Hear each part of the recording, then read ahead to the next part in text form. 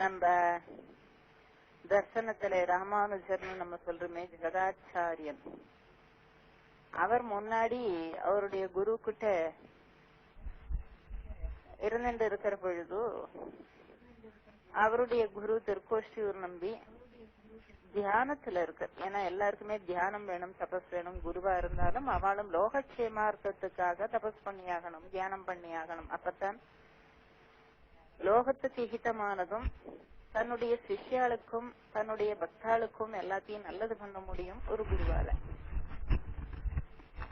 பண்ணியே ஆகணும். ஏன்னா அவளுடைய பாவங்களை தீக்கணும் அப்படின்னு சொன்னா யார் யார் பாவத்தை என்னத்தை தீக்கணும்ங்கிறது குருவுக்கு தான் தெரியும். அதுக்காகத்தான் அவ தபஸ் பண்ணுவா, தியானம் பண்ணுவா. அதனாலதான் அவளை ஜெகத்குருன்னு கொண்டாடுறோம். இப்போ ஒவ்வொரு குடும்பத்திலையும் பார்த்தோமானால் அவ குழந்தைகளுக்காக அவ பண்ணுவா, இல்ல தன் பொண்டாட்டிக்காக, இல்ல தன் ஆம்பளையானுக்காக, இப்படித்தான் நம்ம ஒவ்வொருத்தரும் பண்ணுவா. உலகமே தன்னுடைய வீடுன்னு வச்சுட்டு இருக்கிற குருவுக்கு எல்லாரும் ஹிதமா இருக்கணும், நல்லா இருக்கணும் அப்படிங்கறது குருவுடைய ஒரே சிந்தனை. அவளுக்கு உலகமே வீடு, அவளுக்குன்னு தனியா வீடு நோ பொண்டாட்டினோ குழந்தைகள்னு இல்ல. தன் பொண்டாட்டி தன் குழந்தைகள்னு இருந்தாலும் அவளும் அந்த ஜெகத்துல ஒத்த அப்படிங்கறதான் அவளுக்கு இருக்கும். தனியான ஒரு அபிமானம் இருக்கும் அப்படிங்கறது சொல்ல முடியாது. இத மகான்கள் சரித்திரங்களை படிக்கிற பொழுது நமக்கு நன்னாவே தெரியும். அது அப்படி அந்த ராமானுஜருடைய குருவானவர் தியானத்துல இருந்துட்டு தபஸ்ல இருந்துட்டு இருக்கார். ராமானுஜருக்கு ரொம்ப நாளா மனசுல ஒரு எண்ணம், சரி இவர் குரு, இவர் எதை தியானம் பண்றது நமக்கு தெரியலையே அப்படின்னு. ஒரு நாள் கேக்குற, அடியேன் ஒரு விண்ணப்பம் செய்யறேன், அது நீங்க எனக்கு சொல்லணும் அப்படின்னு. சரி அப்படின்னு கேட்கும். ராமானுஜர் கேக்குற, அடியனுக்கு இந்த விஷயம் தெரியணும், நீங்கள் எதை தியானம், உங்க தியான வஸ்து என்ன, அந்த தியானத்துக்கான பேர் என்ன, அந்த வஸ்துவுடைய பேர் என்ன, நீங்க எதை ஜெபம் பண்றேள். ஏன்னா ஜெபத்துக்குன்னு ஒரு வஸ்து உண்டு, தியானத்துக்குன்னு வஸ்து உண்டு, ரெண்டும் ஒண்ணுலதான் வந்து முடியும். அப்படி அவரு கேட்கிறார். உடனே குருவா இருக்கிறவர் சதாச்சாரியன் குரு அப்படின்னு எல்லாம் இருக்கிறவா வந்து சிஷ்யாளுக்கு மயர்வர மதிநலம் கொடுக்கணும். கொஞ்சம் கூட சந்தேகம் இருக்காத அளவுக்கு அவளை வசதி கொண்டு வரணும். ஏன்னா ஒரு சிஷ்யர் அந்த மாதிரி ராமானுஜர் இருந்தாருன்னா அது வந்து திருக்கோஷ்டியூர் வீடு கருணை, அவர் கொடுத்த அருள், அதனால ராமானுஜன் மாதிரி வர முடிஞ்சது. அப்படி இருக்கணும் குருங்கிறவா. அந்த மாதிரி அவர் கேட்ட உடனே திருக்கோஷ்டியூர் நம்பி சொல்றார், என்னுடைய குருவான யாமனாச்சாரியார் உழைக்கிற பொழுது பார்த்தோம்னா அவருடைய முதுகு கவுத்து போட்ட கடாரம் போலே செக்கச்செவேல் இருக்கும். அது என்னுடைய தியான வஸ்து. அதை விட்டு என் கண்ணும் மனசும் வேற எங்கேயும் போகாது. எல்லா காரியங்கள் செஞ்சிட்டு இருந்தாலும் அந்த வஸ்து மட்டும் என் கண்ணுலையும் நெஞ்சிலையும், கண்ணுல நிறைச்சுக்கணும், நெஞ்சில நிறைச்சுக்கணும். அப்படி நிறைச்சுன்னு அதுதான் என்னுடைய தியான வஸ்து. அதை தவிர எனக்கு வேற ஒண்ணும் கிடையாது. குருவை தவிர வேற ஏதாவது பண்ண முடியுமா? அதனாலதான் ராமாயணத்துல சொல்ற, கால் கண்டார் காளைய கண்டார், தோல் கண்டார் தோளைய கண்டார். அந்த குடுமையை பார்த்தவா குடுமையை பார்க்கறாளாம், தோளை பார்த்தவா தோளையை பார்க்கறாளாம், காலை பார்த்தவா காலையை பார்க்கறாளாம். யாருக்கு எதிர தியானம் லைக்கிறதோ அததான் அவளுக்கு அது தியான வஸ்துவா இருக்கணும். அது இல்லாம வேற எங்கேயும் போனா மனசு கட்டுப்படாது. அதனாலதான் சொல்றது, ஒரு முளையல் அடிச்சு ஒரு கயர்ல பசுமாட்ட ஒரு கண்ணுக்குட்டியை கட்டினோமானால் அது அதையே சுத்தி சுத்தி வரும், வேற எங்கேயும் போக முடியாது. அப்படி இருக்கணும் அந்த தியானம்.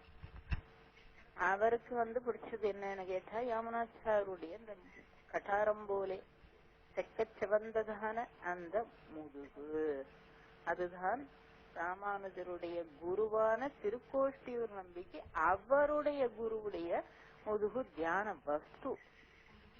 சரி, அடுத்தது இன்னொன்னு கேக்குறாரு, அதுக்கு சொல்லணுமே, எந்த நாமத்தை நீங்க ஜபம் பண்ணிட்டு இருக்கேள் அப்படின்னு கேக்குற பொழுது தன்னுடைய குருவான யாமனாச்சாரியார் அப்படிங்க அதே நாமம் தான். அதை தவிர நான் வேற எதுவும் ஜெபிக்கிறது இல்லை. அந்த நாமம் தான் ஜெபிக்கிறேன்.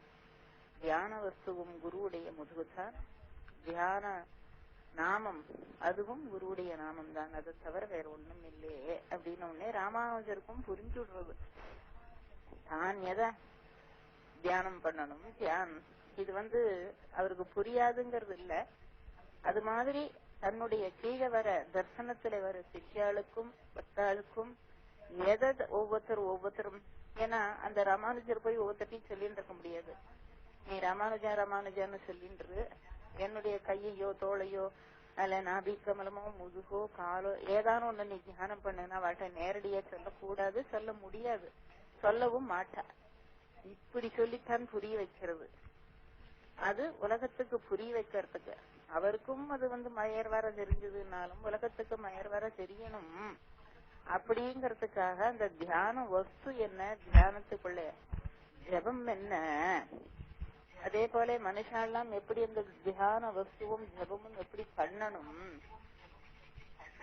அப்படிங்கறத உலகத்துக்கு தெரிவிக்கிறார். இதுதான் தியானம் பண்ற முறை. அதுக்காகத்தான் அவ சொல்லி கொடுக்கறா. ஒரு மந்திரம் ஒண்ணு சொல்லி கொடுக்கறா, குரு சொல்லி கொடுக்கறா. அப்படின்னா முதல்ல ராமானோ கிருஷ்ணானோ ராமகிருஷ்ணானோ ஏதான எதை சொல்லி கொடுக்கறாளோ அது பின்னாடி ஒரு நாமத்துல நிற்கும். நிக்கிற பொழுது தெரியும் தான் அவளும் என்ன பண்ணணும், எப்படி இருக்கணும். அந்த நாமம் உள்ளுக்குள்ள தெரிய ஆரம்பிச்ச உடனேயே அவளுக்கு உலகங்கிறது புரிய ஆரம்பிக்கும். அவ பண்ண வேண்டிய காரியங்கள் புரிய ஆரம்பிக்கும். அது வரைக்கும் தெரியாது. கொஞ்சம் கொஞ்சம் ஒன்ன பிடிச்சுப்போம், ஒன்ன விடுவோம், ஒன்ன பிடிச்சுப்போம், ரெண்ட விடுவோம், ஏதானு பண்ணிட்டு இருப்பா மனுஷா எல்லாரும். ஆனாக்க அந்த நாமம் பூரணமா அதைத்தான் சொல்றது. அந்த நாமம் எனக்கு லபிச்சுடுத்து அப்படின்னு சொல்லுவா. நாமம் எனக்கு சித்தியாயிடுச்சு அப்படின்னு சொல்லுவா. நாமம் சித்தியாயிடுச்சு அப்படின்னு சொல்லி ஒரு மனுஷா சொன்னானால் அவளுடைய நடவடிக்கைகள் எல்லாமே மாறி போயிடும். அமைதி வந்துடும், சாந்தம் வந்துடும். கண்ணும் மனமும் வேற எத்தையான ஒண்ணு தேடுமா? தேடவே தேடாதே. அப்படின்னா ஜெபம் பண்ணணும். அந்த தாபம் தடிப்பு அந்த நாமத்தினுடைய பொருளை உணர்ந்துடணும். தியானம் என்னவோ அதை நம்ம அடைஞ்சுடணும். அப்படி அடையிற பொழுது பகவானை பார்க்க முடியும். பகவான் வேற இல்ல, குரு வேற இல்ல. குருதான் பகவான், பகவான் தான் குரு. வார்த்தைகள் அந்த காலத்திலே பகவான் வச்சா குருன்னு வச்சா, இந்த காலத்துல இவ மாத்தி மாத்தி என்னமோ பண்ணிட்டு இருக்கா. ஆனா அதனுடைய ரகசியம் அப்படின்னு சொல்ற பொழுது அந்த நாமம் என்னைக்கு சித்தியாகிறதோ அந்த நாமம் சித்தியாகிற பொழுது அது எல்லாமே தெரிய ஆரம்பிக்கும். ரொம்ப அற்புதமா இருக்கும். அப்பதான் தெரியும் ஒவ்வொரு மனுஷாலும் தான் எப்படி வாழ்ந்துட்டு இருந்தா அப்படிங்கிறது. எப்படி வாழக்கூடாதுங்கிறதும் தெரியும். எப்படி வாழ்ந்துட்டு இருந்தோம் அப்படின்னு தெரியும். எப்படி வாழக்கூடாதுன்னு தெரியும். அதுக்காகத்தான் இந்த நாமஜபம் எவ்வளவு சுலபமான ஒரு வழி. நம்ம மேல எவ்வளவு கிருபை இருந்தா அவ நமக்கு இவ்வளவு சுலபமான ஒரு வழியை கத்து கொடுத்திருக்கா. இவ்வளவு சுலபமான வழி இந்த பக்திங்கிறது. அது மூலமாத்தான் நாம நாமஜபத்து மூலமாத்தான் எல்லாத்தையுமே அடைய முடியும். அதுக்காகத்தான் நாமஜபம் பண்ணுங்கோ, நாமஜபம் பண்ணுங்கோ, நாமஜபம் பண்ணுங்கோன்னு சொல்றோமானால் அது சின்ன ஒரு விதை. அது கொடுக்கற பலன் ஆலமரத்தை காட்டிலும் பெருசு அப்படின்னு சொல்லலாம். அடையாறு ஆலமரம் அப்படி போச்சு இப்படி போச்சுங்கிறாளே, நாமஜபம் பண்ணி அதனுடைய பொருளை உணர்ந்துகிட்டு போய் தெரியும் அது எப்படி போகிறது, எப்படி வருது அப்படிங்கிறது. அதுபடி நாமஜபம் பண்ணணும். ராமானுஜர் அவருடைய குரு அப்படி எல்லாரும் நாமஜபம் பண்ணித்தான் ஒவ்வொன்னையும் அடைஞ்ச. நம்மளும் அந்த வழியிலே நம்ம தர்சனத்தை சுலபமா சொல்லி கொடுத்திருக்கா. ஒன்னும் கஷ்டமே இல்லை. அவ்வளவு சுலபம் நாமஜபம் பண்றதுங்கிறது. ராதே கிருஷ்ணா. அப்படி நாமஜபம் பண்ணணும். ராதே கிருஷ்ணா. சரி தானே, ஏன் தெரியல போல இருக்கு. சரி பேசுனா